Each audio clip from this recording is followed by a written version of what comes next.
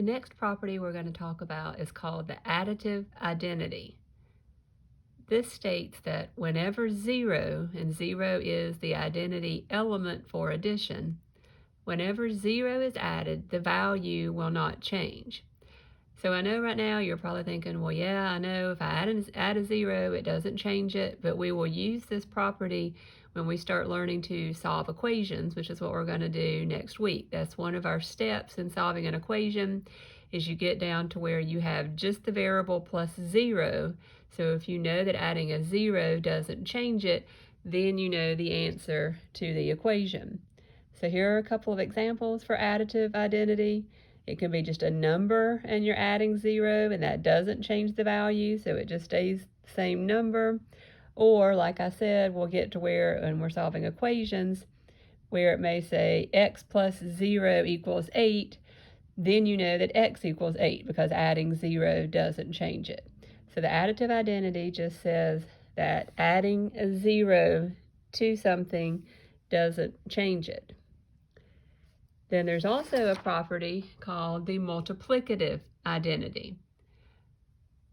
This states that whenever you multiply by 1, so 1 is the identity element for multiplication, whenever you multiply by 1, the value does not change. So again, we'll use this when we are solving equations. In a multiplication or division equation, you'll have a step where the only thing you have left is the variable, and you're multiplying the variable by 1. So this is the multiplicative identity. If I have a number and I multiply it by 1, the number stays the same.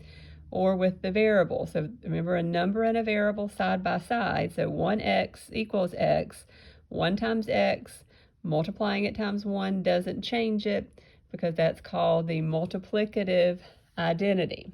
And again, we'll use this when we start solving equations, but for right now, you just need to be able to recognize these properties.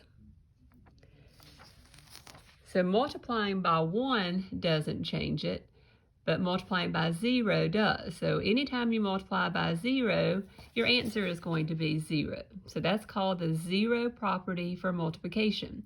When 0 is a factor, 0 is the product. So it doesn't matter how many numbers you're multiplying together. If you have one number times 0, it equals 0, or you could have a whole string of numbers, and if one of the numbers along the way is a 0, then the answer is 0.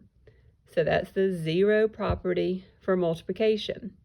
Just a couple of different examples there. Doesn't matter if it's just one number times 0 or a whole bunch of numbers and one number along the way. I mean, looking at the last example, 2 times 3 is 6, 6 times 4 is 24, 24 times 0 is 0, 0 times 8 is 0, 0 times 7 is 0.